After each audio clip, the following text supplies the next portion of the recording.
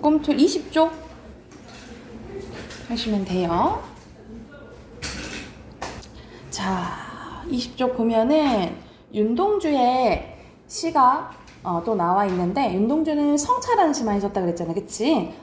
이것도 마찬가지라 생각하시면 돼요. 제목이 자화상이잖아. 자화상은 내 얼굴 그리는 거지, 그치? 그래서 완전 나를 들여다보는 이야기라고 생각하시면 될 것 같아요. 자, 바로 한번 봐볼게. 산모퉁이 돌아 논가에 외딴은 따로 떨어져 있다는 거지, 그치? 우물을 홀로 찾아가서 가만히 들여다본대. 그래서 외딴, 홀로 이런 것을 통해서, 이런 단어들을 통해서 외로움, 약간 쓸쓸함 이런 것들을 알 수 있고요. 특히 가서 우물을 들여다보면, 우물은 만약 물이 있으면 내가 비춰지잖아, 그치? 그래서 여기서 우물은 거울이랑 약간 비슷한 느낌이라고 생각하시면 되고, 나를 들여다보게 해줍니다. 그래서 자아성찰을 하게 해주는 자아성찰의 매개체라고 써놓으시면 될 것 같아요. 그래서 가만히 들여다보는데, 우물 속에는 뭐가 있냐면 달이 밝고 구름이 흐르고 하늘이 펼치고 파란 바람이 불고, 여기서는 파란으로 나와 있지, 그치? 원래 파란인데, 그죠? 그래서 여기서는 시적 허용 쓰이고, 근데 파란 바람이 분다라고 얘기했잖아, 그치? 우리가 원래 바람은 느끼는 거라고 보거든요. 촉각이에요. 근데 파란 바람이잖아. 바람을 시각적으로 표현한 거죠. 그래서 여기서는 촉각의 시각화고 공감각적 심상 쓰였어요. 그리고 마지막에 가을이 있대. 그래서 여기서는 반복되고 열거됐잖아요, 그치? 나열됐잖아요. 그래서 열거법이랑 반복법, 비슷한 문장 구조 반복된다고 볼 수도 있겠죠? 대구법 이렇게 두 개 써놓을게요. 이렇게 좋은 것들이, 이게 순수하고 아름다운 풍경들이 이렇게 있었다 이 말이야. 그리고 한 사나이가 있는데, 여기서 사나이는 화자인 거지. 이제 화자인 거예요. 그래서 여기서는 사나이라고 나를 사나이라고 표현한 거야. 그래서 여기서는 객관화한 화자라고 보시면 되고, 근데 어쩐지 그 사나이가 미워져 돌아간대. 여기서는 마음에 안 드는 현실적인 자라고 보시면 돼요. 마음에 안 드는 현실적이고 초라한 자아라고 보면 되는데, 여기서는 감정 변화가 중요해. 처음에는 미워요. 미워져서 돌아가고, 돌아가 생각해보니까 그 사나이가 가엾어진다. 불쌍한 거야. 이렇게 심리 변화가 나와요. 근데 도로가 들여다보니까 사나이는 그대로 있대. 여전히 마음에 안 들어. 그래서 그 사나이가 미워져서 또 미워져서 돌아간대요. 근데 돌아가다 생각해 보니까 그 사나이가 또 그리워지는 거야. 또 보고 싶네. 그러니까는 나를 완전히 미워져서 버릴 수는 없는 거겠죠, 그렇죠? 그래서 이렇게 네 가지 심리 변화 나오고, 우물 속에는 앞에서 나왔던 것도 그대로 나온다, 그치? 달이 밝고 구름이 흐르고 하늘이 펼치고, 그리고 파란 바람이 불고 가을이 있고, 추억처럼 지규법이네. 추억처럼 사나이가 있대.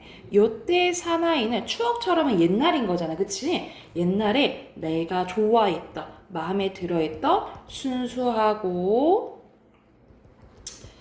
마음에 들었던 과거의 자아를 의미하는 거예요. 그래서 여기서는 자기가 원래 마음에 들었던 나를 되찾는 과정이 나와 있다라고 보시면 될 것 같아요. 그래서 여기서는 나를 들여다보고 결국 내가 원했던 자아를 찾는 과정이 나와 있는 시라고 생각하시면 될 것 같아요. 그리고 이거는 완전히는 아니지만 약간 변형된, 약간의 변형된 수미상관으로도 볼 수도 있겠죠, 그렇죠? 왜냐면 마지막 연이랑 이연이랑 정리된 거 한번 봐볼게요. 자유시 서정시고, 자아성찰과 자신에 대한 애증, 막 미웠다, 가였다 막 하잖아, 그치? 뭐뭐 합니다 라는 것은 줄글의 형식인 산문 형식으로 약간 표현했고요. 구체적인 행동을 통해 내적 갈등과 자아 성찰의 과정을 형상화, 눈에 보이게끔 표현했다라고 보시면 되고, 미움, 연민, 미움, 그리움 단계로 화자의 심리 변하는 게 중요하다라고 했어요. 그래서 밑에 정리되어 있고, 2번 보면 우물 속에 나타난 대상과 자연이야. 달, 구름, 하늘, 파란, 그 바람, 그리고 가을은 평화롭고 아름다운 자연의 풍경이야. 근데 나는 마음에 안 드는 나라 있죠. 그래서 암울한 현실을 부끄럽게 살아가는 나약한 화자를 사나이라 표현했지. 그래서 대비되는 모습을 통해서 이렇게 상반된다 이 말이에요. 대비되는 모습을 통해서 하나의 공간을 우물 속에 공존시킴으로써 자아에 대한 부끄러움을 강조하고 순수했던 과거의 자아를 회복하고자 하는 화자의 정서를 강화하는 효과가 있다라고 기억해 두시면 될 것 같아요. 그래서 요거 참고하시면 되고, 맨 밑에 화자와 사나이의 관계가 나와 있는 한번 봐볼게요. 화자인 나는 우물 속의 또 다른 나인 사나이에 대해서 긍정과 부정을 거듭하다가 마지막에 화합의 과정을 거칩니다. 어떤 현상들이 모순된 명제, 정과 반, 우리 그 3담론법 이런 거 나오잖아. 얘기하잖아. 그것처럼 존재하다가 이것이 새로운 우리 정반합 뭐 이렇게 얘기하거든요. 존재하다 이들이 합해서 그래서 정반합이라고 얘기하는데 새로운 혹은 보다 나아간 명제를 일궈내는 변증법적 구조로 볼 수 있는데 이렇게까지 막 심오하게 생각할 필요는 없을 것 같고 서로 마음에 안 들던 나와 내가 하나가 돼서 새로운 자를 발견했다 뭐 이런 정도로 생각하시면 될 것 같아요. 그래서 이거 참고하면서 오른쪽에 7문제 있네. 7문제 풀고 답 확인해 볼게요.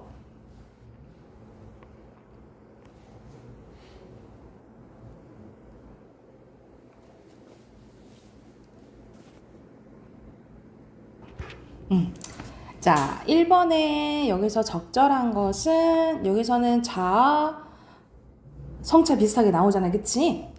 1번이고요. 그리고 2번에 표현상의 특징으로 알맞지 않은 것은 여기서는 안 나온 게 있었지.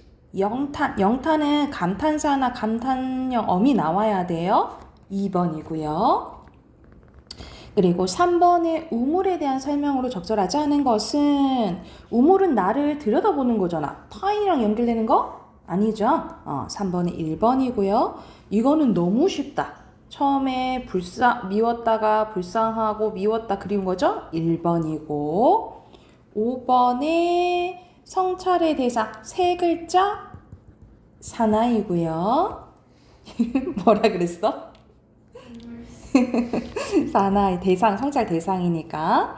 그리고 6번에 알맞지 않은 것은 여기서는 산문 뭐뭐 합니다 나왔었지, 그치? 그리고 이연과 유견 비슷하고 그리고 동일한 감각이 나란히 있으면 복합적 심상이거든요. 근데 여기서는 파란 바람을 선생님 뭐라 그랬어? 공감각적 심상이라 했지, 그치? 나란히 동일한 감각?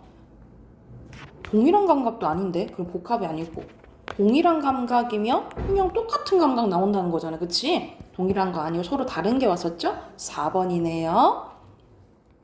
그리고 7번에는 나르시시즘에 대해서 나와 있는데 이것도 나를 들여다보는 거잖아요, 그치? 근데 내용 봐보면 자기 자신을 사랑하는 일을 얘기하는데 미소년 나르키소스에서 유래한 말이죠. 그래서 나르키소스는 젊고 아름다워서 사내 요정 에코가 그를 매우 사랑했는데 나르키소스가 이를 받아들이지 않았대. 나르키소스는 복수의 여신 네메시스의 노여움을 사게 되어 샘물이 비치는 자기의 모습만 사랑하다가 마침내 물에 빠져 수선화가 된대. 그러면은 나르키소스가 뭐가 된 거야? 수선화가 된 거지, 그치? 그래서 여기서 알맞지 않은 것은 5번이겠죠? 여기서 수선화는 자연의 모습이 아니라 나의 모습이겠지, 그치? 자연의 모습이 변형된 게 아니겠죠? 이랬나요? 자, 그러면 뒤로 넘겨서 우리 소설도 하나 하고 그 다음에 문법 해볼게요. 소설은 80쪽으로 갈게요.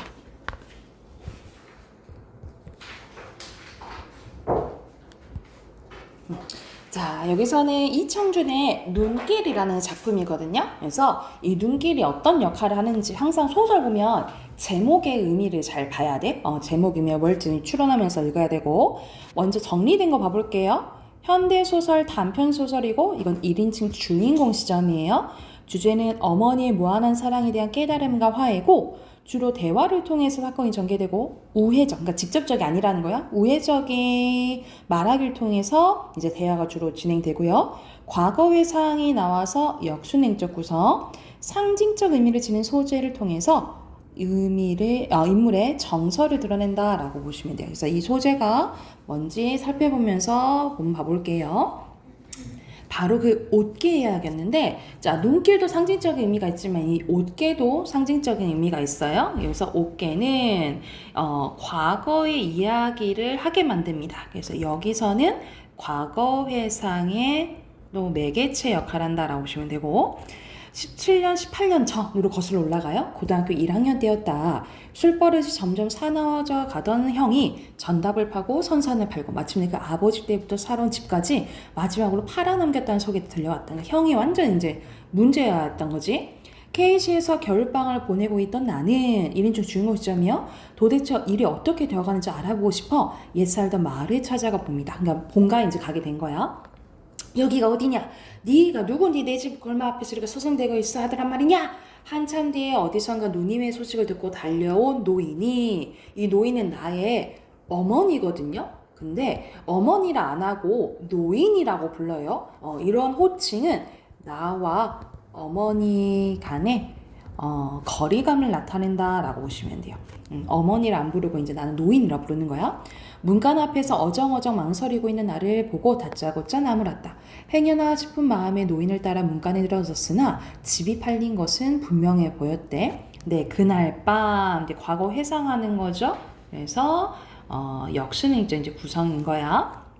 노인은 옛날과 똑같이 저녁을 지어내왔고 거기서 하룻밤을 함께 지냈다. 그리고 이튿날 새벽 일찍 헤이지로 나를 다시 되돌려 보냈는데 나중에 한 일이지만 노인은 거기서 마지막으로 내게 저녁밥 한 끼를 지어 먹이고 당신과 하룻밤을 재워 보내고 싶어 내 주인의 양해를 얻어 그렇게 혼자서 나를 기다리고 있었다는 것이었다. 언젠가 내가 다녀갈 때까지는 내 하룻밤만이라도 옛집의 모습과 옛날의 분위기를 속에 자고 가게 해주고 싶었는지도 모른다. 하지만 문간에 들어설 때마다 집안 분위기는 이사를 나간 빈집이 분명해 보였다. 한데도 노인은 그때까지 매일같이 그 빈집을 드나들며 먼지를 털어내고 걸레질해 온 거예요. 그리고 그때 노인은 아직 집을 지켜온 흔적으로 안방 한쪽에 이불 한 개와 이 옷개 하나를 그대로 남겨두고 있었다라는 거지. 그러니까 이 옷개를 통해서 뭘 알 수 있냐면 이 나에 대한 노인의 사랑을 알 수가 있는 거지. 그래서 그대로 이제 집을 있는 것처럼 따뜻하게 해주고 싶어서 이튿날 그 다음날 새벽 케이시로 다시 길을 나설 때야 비로소 집이 팔린 사실을 시인해온 노인의 심정으로는 그날 밤 그 옷개 한 가지 남아 옛집 살림살이 흔적으로 남겨서 나의 괴로운 잠자리를 위로하고 싶었는지 분명해졌다라는 거죠. 그러한 내력이 숨겨진 옷개였다라는 거에서 이 옷개가 이제 상징하는 것은 말 그대로 노인이 나에 대한 사랑을 알 수 있는 소재잖아, 그치? 근데 어렸을 때부터 이 노인은 나한테 해준 게 없어. 그러니까 나도 노인한테 해줄 게 없어. 이렇게 이제 생각하며 살았거든요. 왜냐면 이제 집이 이제 어려워졌으니까. 근데 이 옷개만 보면 어머니의 사랑이 느껴지는 것 같아서 조금 괴로운 거야. 괴로워서 이 옷개는 나의 입장에서는 노인에 대한 약간 심리적인 부담감 이런 게 이제 느껴지는 거죠. 보면 떠돌이 살림에 다른 가재도구가 없어서도 그랬겠지만 이 20년 가까이 노인이 한사코 함께 간직해온 옷개였다. 그만큼 또 나를 여기서도 나오죠. 언젠가 불편스럽게 만들어 온 물건이었다라는 거야. 노인에게 빚이 없음을 몇 번이나 스스로 다짐하고 있다가도 그 옷개만 보면 무슨 액면 없는 액면가 없는 빈 문서를 만난 듯 기분이 새삼 꺼림칙해지고 하던 물건이었다라는 거죠. 그러니까는 겉에 없는 빈 문서 같이 계속 이제 무거운 거야. 그래서 이 빈 문서는 뭘 의미하냐면 이 노인의 사랑을 의미한다라고, 나에 대한 사랑. 자꾸 이제 빚이 있는 것처럼 자꾸 느껴지는 거지. 이번에도 물론 마찬가지였다. 노인의 방에 들어선 순간에 벌써 기분이 불편스럽게. 여기서는 이제 현재예요. 현재. 이번에 이제 노인의 또 집에 갔을 때야. 와이프랑 기분이 불편스럽게 헤어던 옷개였는데, 그리고 끝내내 이틀 밤을 못 넘기고 길을 다시 되돌아갈 결정을 내리게 한 것도 알고 보면 그 옷개 허물이 컸을지 모른다. 아내도 물론 그 옷개에 관한 내력을 내게서 들을 만큼 듣고 있었다. 아내가 옷개의 내력을 알고 있는 여자라면 그 옷개에 관한 나의 기분도 짐작을 못할 그녀가 아니었다. 더욱이 내가 바깥에서 두 사람의 이야기를 엿듣고 있는 걸 알면서도 그럴 수도 있었다. 나는 어느새 그 콧 속을 후비는 못된 버릇이 되살아난 만큼 긴장하고 있었는데, 생각지도 않았던 곳에서 갑자기 묵은빛 민문서가 튀어나올 것 같은 조마조마한 기분이었다. 노인이 치사하게 그 묻은 빈문서로 나를 궁지에 몰아넣으려 덤빌 수도 있었다. 그래 뭐라지? 누가 뭐래도 내겐 절대로 빚진 게 없으니까. 그래 본들 없는 빚이 생길 수 있으려고 난 계속 빚이 없다 라고 생각을 해. 근데 사실 빚이 있는 거지. 말 그대로 이제 어머니의 사랑을 알고 있으면서 이제 계속 모른 척 하는 거죠. 노인은 이제 그것으로 그만 입을 다물어 버리고 말았다. 옷개 이야기는 더 이상 들추고 싶지 않은 모양이었다. 하지만 아내도 이제 그쯤에서 호락호락 물러서 여자가 아니었다. 노인이 입을 다물어 버리자 아내도 그만 거기서 할 말 잃은 듯 잠시 침묵을 지키고 있더니 이윽고 다시 막 이제 질문하는 거야. 하긴 어쨌거나 어머니 마음이 편하지 못하셨겠어요. 뭐니 해도 옛날에 사시던 집을 지켜오는 게 최선이었는데 말씀이에요. 도대체 그 집이 어떻게 해서 팔리게 됐어요? 다시 그 집 얘기였다. 그 역시 모르고 묻는 소리가 아니었다. 아내는 그 옷개와 내력과 함께 집이 팔리게 된 사정에 대해서도 모두 알고 있었는데, 하면서도 그녀는 다시 노인에게서 그걸 되풀이시키려고 하고 있었다라는 거죠. 옷개를 구실로 그 노인의 소망을 유인해내려는 그녀 나름의 노력의 연장이었다. 그래서 여기서는 이제 나와 노인이 약간의 화해하길 바라는 거야. 그래서 이 어머니의 속마음을 끌어내가지고 남편이 어머니의 마음을 조금 알았으면 좋겠다라고 일부러 계속 질문을 이제 던지는 거야. 그래서 이제 말이 이어집니다. 뒤에 넘기면. 자, 그래서 그날, 그 17년, 18년 전 그날 있잖아. 그날이 이제 떠올리는 거예요. 날은 어둡고 산길은 험하고 미끄러지고 넘어지기도 차부까지는 그래도 어떻게 시간을 내어 갈 수 있었구나. 이야기를 듣고 있는 나의 머릿속에도 마침내 그날의 전경이 손에 닿을 때 영역이 떠올랐다. 어린 자식놈의 처지가 너무도 딱해서였을까? 아니 어쩌면 노인 자신의 처지까지도 그 밖에 달리 도리가 없었을 노릇인지 모른다. 동구밭까지 바래다 주겠다는 노인은 다시 마을 뒷산의 잿길에까지만 나를 좀 더 바래주마 우겼고, 그 잿길을 올라선 다음에는 새 신장로가 나설 때까지만 산길 함께 넘어가자 우겼대. 그럴 때마다 한 차례씩 애실인 실랑이를 치르고 나면 노인과 나는 더 이상 할 말이 있을 수가 없었다. 아닌 게 아니라 날이라도 좀 밝은 다음이었으면 좋았겠는데, 날일 밝기를 기다려 동네에 나선 건 노인은 나나 생각이 안 났다. 그래서 어두운 그때 새벽에 갔던 거야, 밤에. 그나마 그 어둠을 타고 마을을 나서는 것이 노인은 나나 마음이 편했다. 노인의 말만 따라 미끄러지고 넘어지면서 내가 미끄러지면 노인이 나를 부축에 일으키고, 노인이 넘어지면 내가 당신을 부축에 가면서 그렇게 말없이 신장로까지 나섰다. 그러고도 아직 그 면소차부까지는 길이 한참이나 남아있었는데 나는 결국 그 면소차부까지도 노인과 함께 신장로를 걸었다. 아직도 날이 밝기 전이었대. 하지만 그러고 우리는 어찌되었던가. 나는 차를 타고 떠나버렸고 노인은 다시 그 어두운 그 눈길을 되돌아선 것이었다. 내가 알고 있는 건 거기까지였다는 거지. 노인이 그 후 어떻게 길을 되돌아가는지 나로서는 아직 들은 바가 없었다. 노인을 길가에 혼자 남겨두고 차로 올라선 버린 순간부터 나는 차마 그 노인을 생각하기 싫었고, 왜냐하면 이제 조금 미안하기도 하고 이 마음을 좀 떨쳐버리고 싶었던 거지. 그리고 노인도 오늘까지 그날의 뒷이야기를 들려주는 일이 없었다. 하는 노인은 웬일로 오늘사 그날의 기억을 끝까지 돌이키고 있었다라는 거죠. 그래서 이때는 어떤 상황이냐면 아내랑 이제 이 노인이 계속 이야기하는 상황이고, 이 남자는 나는 이렇게 잠자는 척하면서 이야기를 계속 듣고 있는 상황인 거야. 나는 갑자기 다시 노인의 이야기가 두려워지고 있었대. 왜냐면 자리를 차고 일어나 다음 이야기를 가로막고 싶었대. 하지만 나는 그럴 수가 없었다. 사지가 말을 들어주지 않았다. 마치 몸에 물을 먹은 솜처럼 지금 나안에 무겁게 가라앉고 있었대. 몸을 어떻게 움직여 볼 수가 없었다. 형언하기 어려운 그 달콤하고도 슬픔, 달콤하고도 피곤기 같은 것들이 나를 아득히 감싸고 있었대. 여기서는 약간 역설법이 썼는데, 그러니까 듣기 싫기도 하지만 또 듣고 싶기도 하고, 이런 이제 마음들을 표현한 거야. 어떻게 하기는야, 넋이 나간 사람 마냥 어둠 속에 한참이나 찾기만 바라보고 서 있을 수밖에야. 그 허망한 마음을 어떻게 다 말할 수가 있을 거나. 노인은 여전히 옛 이야기를 하는 듯한 그 차분하고 아득한 음성으로 그날의 기억을 더듬어 갔는데, 한참 그러고 서 있다 보니 찬바람이 정신이 좀 되돌아오더구나. 정신을 들어보니 갈 길이 세상 허망스럽지 않았겠냐.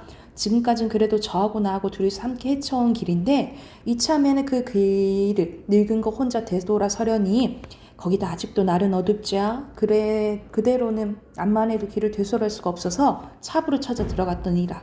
한식경이나 차부 안 나무 결상에 웅크리고 앉아있으려니 그제서 동력 하늘이 훤해져 오더구나. 이제 날이 밝은 거야.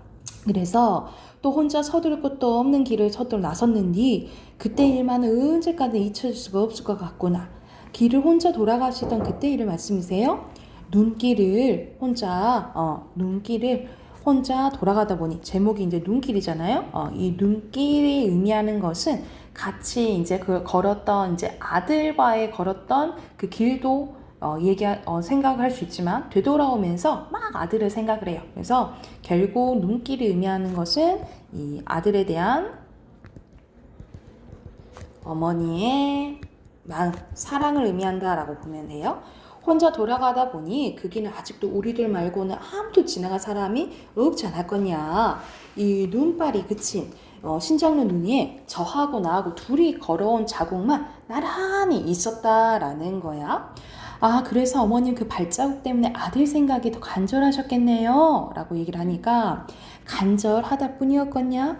신장로를 지나고 산길을 들어서고 굽이굽이 돌아온 그 몹쓸 발자국들을 보니까 막 아들이 이제 생각이 난 거야. 그래서 여기서 선생님이 동그라미 치는 것은 아들에 대한 이제 그리움을 나타내는 소재라고 보시면 돼요. 아직도 도란도란 그 아그의 목소리나 따뜻한 온기가 남아있는 듯 싶었지. 산비둘기만 푸드르륵 날아올라도 저 아그는 혹시 새가 되어 다시 되돌아온 듯 놀라지고 나무들이 눈을 쓰고 서 있는 것만 보아도 뒤에서 금세 저 아그들 모습이 뛰어나올 것만 싶었지야. 하다 보니 나는 굽이굽이 외직면 그 산길을 저 아그 발자국만 따라 밟고 왔느니라. 내 자서가 너하고 둘이 온 길을 이제는 이 몹쓸 늙은 거 혼자 와서 너를 보내고 돌아가고 있구나 하면서 여기서 이 말에서 이제 아들을 지키지 못한 이 가정을 약간 지키지 못한 자책감과 이제 사랑이 이제 느껴지는 말을 한 거죠. 그래서 이 이야기를 듣고 이제 처음 아들이 이 어머니 마음을 듣게 된 거잖아. 그래서 그래도 어머니가 나를 사랑했구나라는 걸 깨닫게 돼요. 그래서 마지막에는 이제 노인의 호칭이 어머니로 이제 바뀌면서 둘이 이제 갈등이 해소되고 끝나는 이야기라고 생각하시면 될 것 같아요. 그래서 눈길이랑 옷게 있죠. 그런 상징적인 의미 있다라는 거 확인하면서 81, 83 문제 풀게요.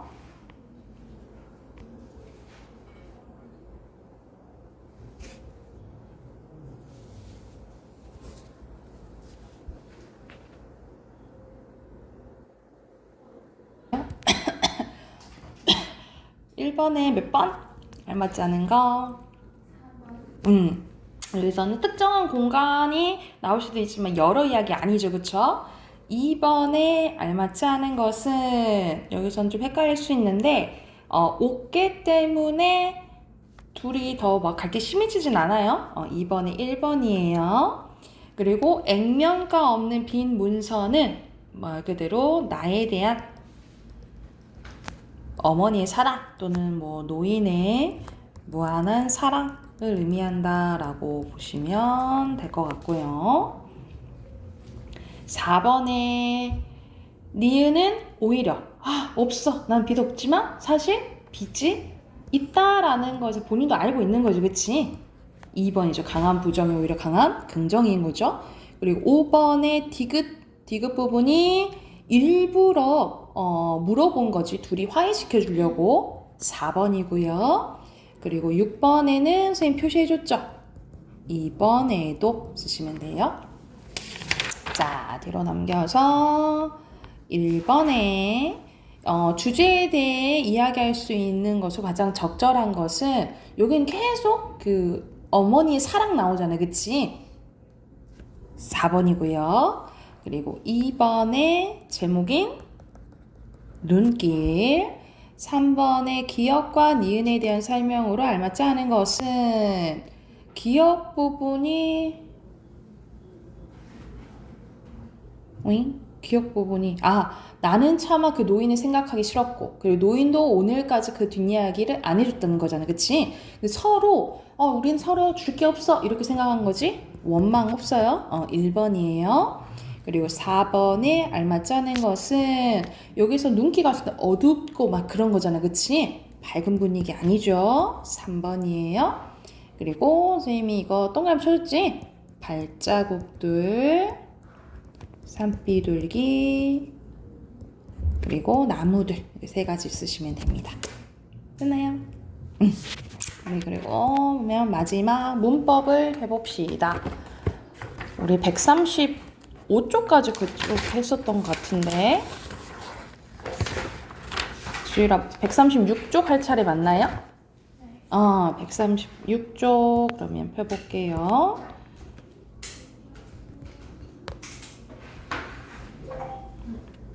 우리 한글 맞춤법 하고 있는데 앞에는 이제 소리에 관한 것에 대해 했다면 4장은 형태에 관련되거든요.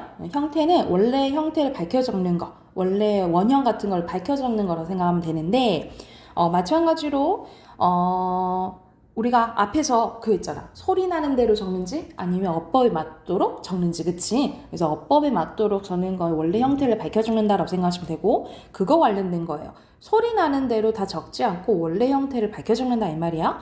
그러니까는 봐봐. 체어는 조사 구별어에서 적는다. 그러니까는 발음은 떡이 이렇게 되잖아. 그치? 하지만 따로따로 밝혀 적는다 이 말이에요. 그리고 밑에 어간과 어미도 마찬가지라는 거야. 용어는 어간 안 바뀌는 부분이죠.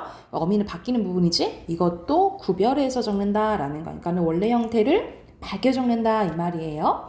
근데 부침 1 봐볼게요. 두 개의 용언이 어울려 하나의 용언이 됐을 때는 만약 앞말의 본뜻이 유지되고 있으면 원형을 밝혀줬고 그 본뜻에서 멀어진 것은 소리 나는 대로 적는데 밝혀 적지 않는다라는 것은 소리 나는 대로 적는다 이 말이라고 생각하시면 돼요. 그 대표적인 예시가 이거 세 가지 기억하면 돼. 드러나다, 사라지다, 쓰러지다. 그러니까는 이 드러나다랑 사라지다랑 쓰러지다가 원래의 의미가 그렇게 유지됐다고 보지 않은 거야. 전체로 봤을 때. 그래서 소리 나는 대로 드러나다, 사라지다, 쓰러지다로 쓴다라고 생각하시면 돼요. 이게 대표적인 세 가지 예시 기억해 두시고 그리고 부침 2 봐볼게. 종결형에서 맨 마지막 종결형에 사용되는 어미 오는요.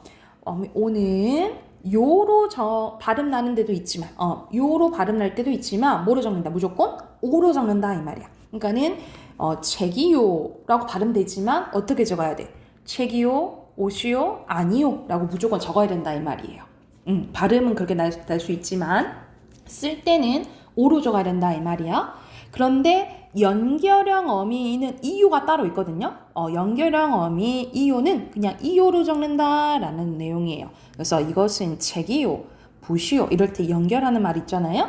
이럴 때는 이요로 적는다라고 보면 될 것 같아요. 그리고 밑에는 전미사가 붙어서 낸 말, 여기 부분 좀 잘 나오거든요. 여기 부분 잘 나오는데 전미사가 붙어서 된 말인데 어간에 이나 음이 붙어서 명사가 된 것과 이나 희가 붙어서 부사가 된 것은 그 원형을 밝혀 적는데 지우야 이거를 기억해야 되는 게 이나 또는 이나 희는 흔한 전미사예요.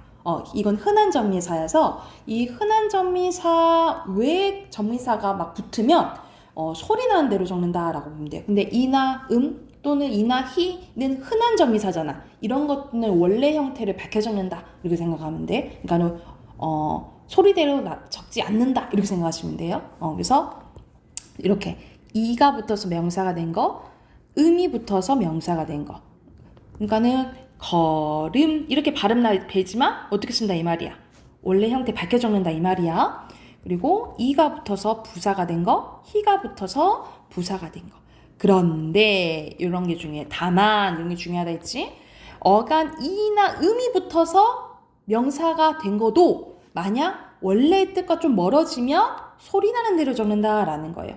대표적인 게 굿돌이, 다리, 목걸이. 이거 우리 목평, 목에 나는 우리 거는 건 목걸이고, 그치? 목병을 목걸이 뭐 이렇게 나오고 문열이, 뭐 코끼리, 걸음, 고름, 노름. 그래서 우리가 놀다, 놀 플러스 의미지만 그냥 노는 게 아니고 이 도박의 의미가 있잖아, 그치? 그래서 원래 의미에서 좀 벗어났다라고 본 거야. 그래서 소리 나는 대로 노름 이렇게 적는 거예요. 그래서 이나 음이 붙었어도 어간의 뜻이 원래 뜻과 좀 멀어지면 소리 나는 대로 적는다 이렇게 생각하시면 될 것 같아요. 자, 오른쪽에 보면은 어간에 이나 이의 모음으로 시작된 접미사가 붙으면 선생님 이나 음은 흔한 거라 했잖아요, 그치? 그러니까 흔하지 않는 접미사가 붙으면 이건 다 소리 나는 대로 적는다라는 거예요. 소리 나는 대로 적는다. 뭐 대표적으로 봐봐, 넘어는 넘 플러스 어인 거고요. 마감, 막 플러스 암인 거야. 그리고 막에는 막 플러스 에인 거예요. 마중은 막 플러스 그러니까 암 이거는 흔하지 않는 접미사인 거지. 흔하지 않는 접미사면 이건 다 소리 나는 대로 적는다라고 생각하시면 돼요. 그러니까는 이나 이나 히 외에는 흔하지 않는 접미사라고 생각하면 돼. 그러면 웬만하면 다 뭐라고 적는다고? 소리 나는 대로 적는다고. 예를 들어서 봐봐, 이것도 조사가 돼요. 남 플러스 원래 아고요. 붓 플러스 어인 거야. 이런 것들이 원래는 이렇게 합쳐진 거다라고 생각하시면 돼요. 근데 이건 다 소리 나는 대로 적는다라는 거야. 이해됐나요?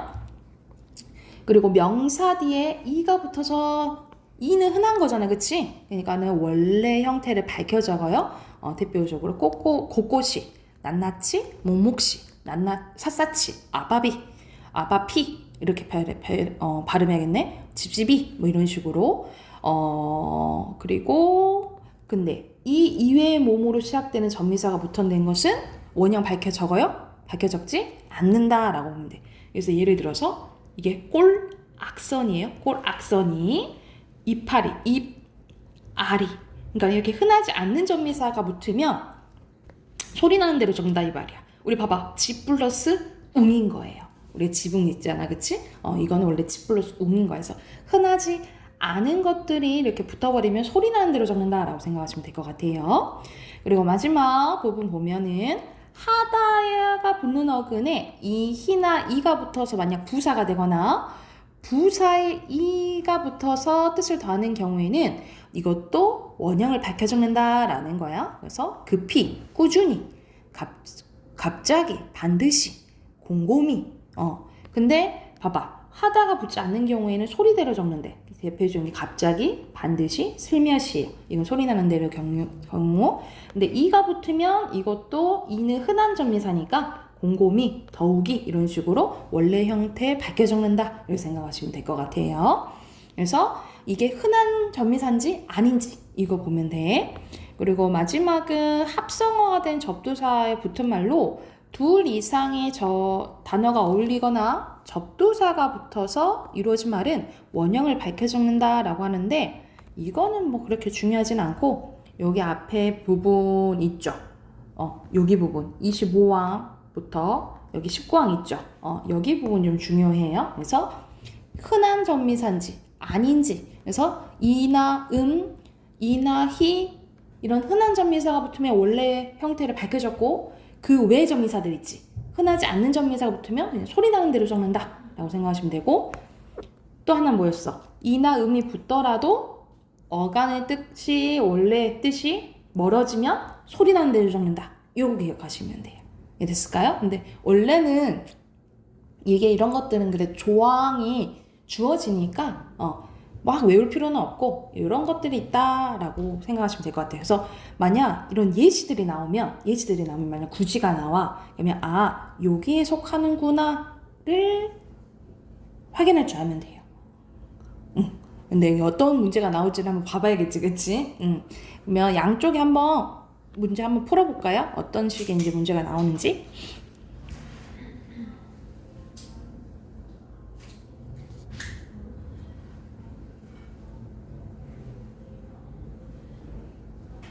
자, 10번 봐볼게요. 표기가 바르지 않은 것은 옆에 바로 나와 있잖아, 그치? 옆에 5번이죠. 그리고 어서 오시오 맞고, 근데 아니요 오라 적어야 된다 했지, 그치? 그리고 연결하는 거니까 맞죠? 오예요. 그리고 여기서는 조항을 잘 봐야 되는데, 자 보면 어간에 이나 음이 붙어서 명사가 된 것은 원형을 밝혀 적지 않는다. 아니 원형을 밝혀 적는다 했잖아, 그치? 근데 다만 어간에 이나 이의 모음으로 시작된 전미사가 붙으면 다른 품사로 바뀐 것이나 이나 음이 붙어서 명사로 바뀐 것이라도 어간의 뜻과 멀어진 거며 원형을 밝혀 적지 않는다 했잖아, 그치? 이 중에 이제 다른 것은, 자 얘는 맛 플러스 웅이고 묻 플러스 놀 막애잖아, 그치? 근데 여기서는 다 흔하지 않는 전미사인데 요거는 흔한 거잖아, 그치? 근데 원래 뜻과 멀어져서 소리 나는 대로 적은 거죠, 그쵸? 그래서 적용되는 규칙이 4번이 다르겠지. 됐나요? 그리고 13번에 7 없이겠지? 5번이고요. 그리고 14번에 알맞지 않은 거 여기 보이죠? 비로소예요. 비로소. 그리고 15번에 사실 이게 막 보기가 길었지만 이 단어만 봐도 알 수 있겠죠. 쑥떡이다 저겠죠? 4번이에요. 그리고 알맞지 않은 거, 자 기역 땀바지고요. 비읍 오 뚝이에요. 이거 상표 생각하면 안 돼, 혹시. 그리고 아니 잠깐만 똑같이 써버렸다. 발음 나는데 이거는 모가치예요. 그리고 이거는 몽목시. 그리고 마지막 히읗 지푸라기예요. 요것만 틀리고 나머지는 다 맞아요.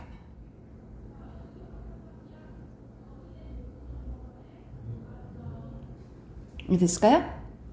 자, 한쪽 뒤로 넘겨서 자, 한쪽도 한번 해볼게요. 자, 28항입니다. 28항. 자, 끝소리가 리을인 말과 딴말이 어울릴 적에 리을이 소리를 내지 않는 것은 아니한 대로 적는다. 이 말이 뭔 말이냐면 우리 앞에서 음운 변동했을 때 리을 탈락 배웠잖아, 그치? 리을 탈락 현상인 거야. 그래서 여기서는 리을이 탈락한 단어를 이제 정리해 놓은 거예요. 대표적으로 우리 따님, 바느질 뭐 이런 것들. 여기 부삽이나 부소는 지금은 잘 안 쓰는 말인데 예전에 우린 지금 다 보일러가 되잖아. 근데 예전에는 불을 막 떼서 썼잖아요. 그래서 불 때는 방이 있으면 상관이 없는데 이 아궁이가 없는 방이 있을 수 있잖아, 그치? 그러면 이 숯을 이제 옮겨다가 그 방 안에 넣는데 이때 이제 숯 옮기고 이러는 도구를 부삽이나 부손으로 보시면 될 것 같아요.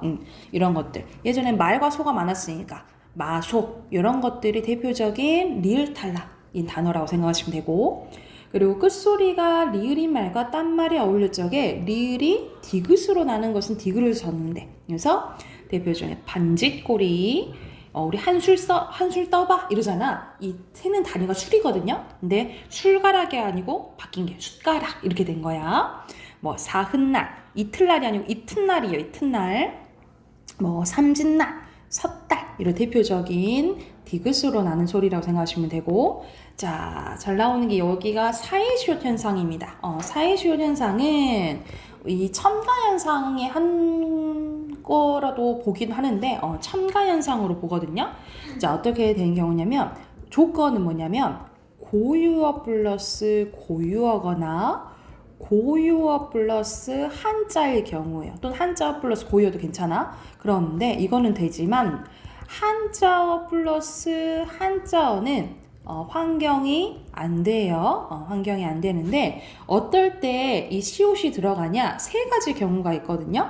시옷이 들어가는 세 가지 경우가 있는데 첫 번째 된 소리가 나는 경우야. 된 소리가 나는 경우. 그래서 우리가 생일 촛불 부른다 하잖아. 촛불 된 소리가 나지, 그치? 그래서 된 소리가 난다는 것을 나타내기 위해서 사이시옷이 들어가는 거예요. 그리고 두 번째, 우리가 치아를 보호해주게 잇몸이지, 그치? 잇몸하고 니은이 덧나거든요, 니은 소리가.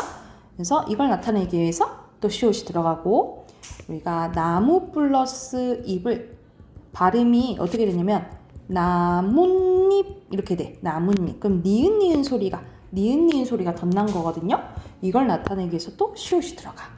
그래서 경우는 단어랑 단어랑 합쳐졌을 때 된 소리가 나거나 니은이 덧나거나 니은이 들어갈 때 시옷이 들어간 게 사이시옷 현상이거든요. 근데 환경이 고유어 플러스 고유어거나 고유어 플러스 한자 또는 한자 플러스 고유어지만 한자 플러스 한자는 된다고 안 된다고. 대표적으로 뭐가 있냐면 예를 들어서 우리 이거 대가를 바라지 마. 대가 된 소리 나잖아, 그치? 근데 대가 이렇게 안 써요. 이렇게 써야 되는 거야. 발음은 대가로 발음 나지만 시옷 쓴다 안 쓴다 라고 생각하면 돼요.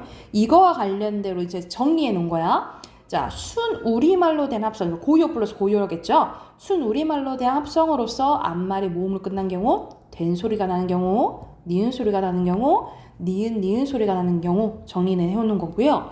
순 우리말과 한자로 된 합성어로 된 거, 된 소리가 나거나, 니은 소리가 나거나, 니은 소리가 나거나. 근데 문제는 애들이 이게 한자인지 고유인지를 모른다는 거야. 그런지 모른다는 거야. 예를 들어서 병 있죠? 병자예요. 한자예요. 병, 아픈 병.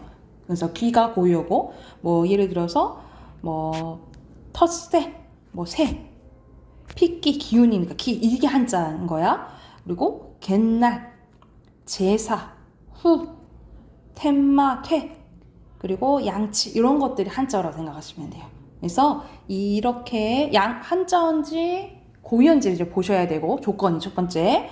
그리고 아까 전에 예외 한자어 플러스 한자어는 사이시옷이 안 들어간다 했잖아, 그치? 근데 이 예외가 있어요. 6가지는 이거 외우세요. 숫자, 횟수, 고간, 차간, 퇴간, 세방 이렇게 6가지는 한자어지만 사이시옷이 들어간다라고 생각하면 돼. 숫자와 관련된 거, 숫자, 횟수, 공간과 관련된 거예요. 고간, 세방, 차간, 퇴간 요 6가지는 예외적으로 시옷이 들어간다 이렇게 생각하시면 될 것 같아요. 그리고 두 말이 어울릴 적에 비읍 소리나 히읗 소리가 덧나는 경우에는 소리 나는 대로 적는데 대표적인 게 비읍 소리 나는 경, 히읗 소리 나는 거 정리되어 있네요. 우리가 그 해에 난 쌀을 햅쌀이라 하거든요. 햅쌀. 우리 햇과일, 뭐 햇배 이럴 때 그 해에 난 쌀을 햇쌀이라고 안 하고 햇살이라고 할 수도 있지만 햅쌀이라고 하거든요. 왜 그러냐면 예전에 있잖아. 쌀 있죠. 이 쌀을 예전에는 요렇게 적었어요. 그래서 이 비읍이 나는 소리는 요거의 잔재라고 생각하면 돼. 먹는 쌀 있잖아. 우리 먹는 쌀 옛날에는 요렇게 썼어요. 그래서 좁쌀 이렇게 입쌀 이렇게 발음된다. 비읍이 발음된다. 이렇게 생각하시면 되고 여기서는 머리카락, 살코기, 숙회도 마찬가지야. 이렇게 히읗으로 끝나는 체언을 히읗 종성 체언이라고 했거든요. 이건 이제 나중에 중세국어 할 때 배울 거야. 그래서 이거의 잔재로 우리가 수컷인 강아지를 수개라고 안 하고 수캐. 이게 줄어들어 수캐라고 하는 거예요. 봐봐. 우리가 암컷, 수컷도 수컷, 암컷인 거야. 그래서 이제 합쳐져서 수컷, 암컷 이렇게 된 거예요. 그래서 이건 히읗 종성 체언의 이 잔재, 히읗 잔재라고 생각하시면 될 것 같아요. 자, 그리고 줄어든 말 가볼게. 줄어든 말. 줄어든 말은 오우로 끝난 어간에 아어, 앗엇이 어울려서 와워, 왓워시 된 대로 준 대로 적는데 우리 줄어든 거는 축약 현상이죠. 모음 축약 현상인데 선생님 모음 축약 현상 그렇게 외울 필요 없다 그랬잖아. 그치? 자연스럽게 되니까. 그래서 뭐 예시로 한번 보면 꼬아는 꽈, 보았다는 봤다, 두었다는 두어, 쏘았다는 쏘아 이렇게 되는 거지. 그치? 꽈다, 쏘아, 두었다, 주어, 봐, 쏘았다, 써, 줬다 이런 식으로 자연스럽게 줄어드는 거니까 이건 외울 필요 없고요. 붙임 이도 마찬가지고 그런데 40항을 봐야 돼. 40항 봐볼게. 어간에 끄듬절 하에 아가 줄고 히읗이 다 음절 첫 소리가 어울려 거센 소리 될 때는 거센 소리 적는데 그래서 줄어들 때는 이 간편하다의 간편하게 아만 빠져버리는 거야. 그래서 이렇게 합쳐져서 간편캐 이렇게 뒤에 합쳐서 간편캐 이렇게 되는 거예요. 간편캐. 근데 이게 조건이 있어. 앞에 이렇게 받침이 울림 소리잖아요. 이렇게 울림 소리잖아. 울림 소리면 아만 줄어요. 아만 없어지는 거야. 근데 만약 안 울림 소리다. 안 울림 소리면 하가 줄어요. 이렇게 생각하면 돼. 울림 소리면 봐봐. 울림 소리가 대표적인 노란 양말에다가 모음이거든요. 이렇게 앞에가 울림 소리가 이렇게 오면 아만 줄고 안 울림 소리가 들면 하만 준다 라고 생각하면 돼. 예를 들어볼까요? 예를 들어서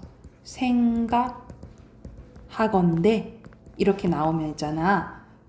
어떻게 될까?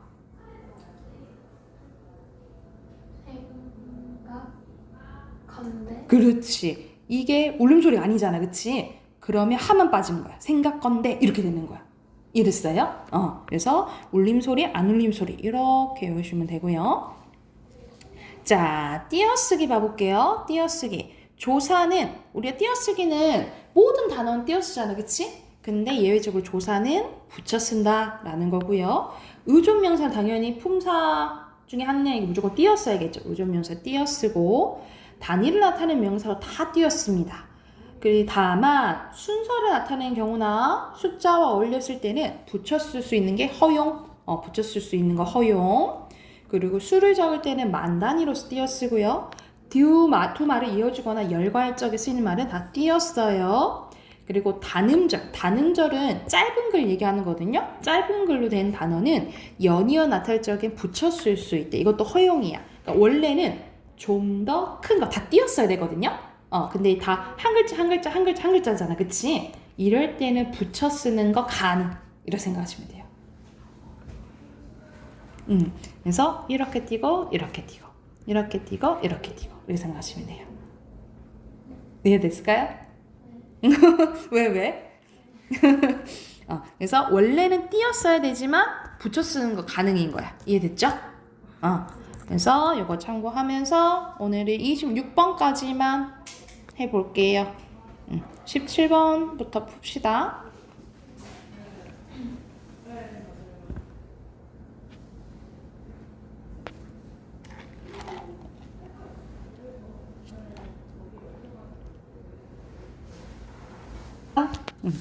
자, 17번에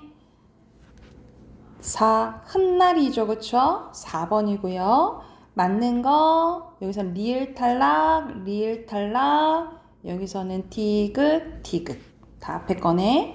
그리고 바르지 않는 거 초랑 점이 다 한자어거든요. 그래서 초점 이렇게 써야 돼. 발음은 그 된 소리 나도. 2번이고 20번에 베개뽀예요. 이것도 슛 안 쓰고요.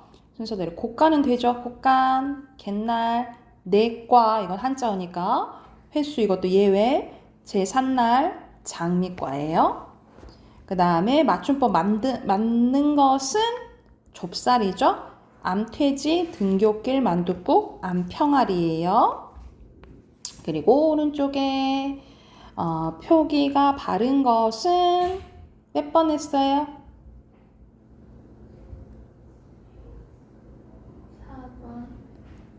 잘 봐.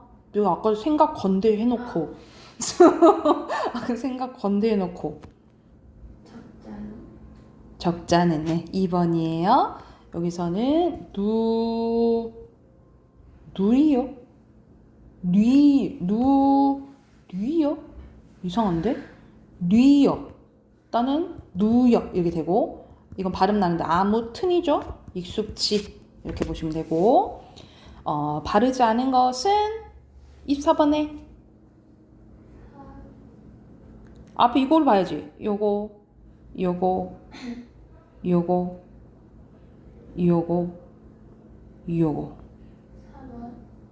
리을인데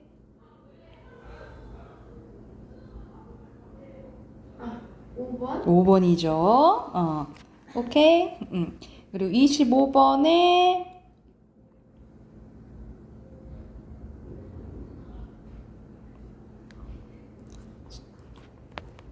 띄었어야 된다고. 숫자 올리지 않으면 띄었어야 된다고요.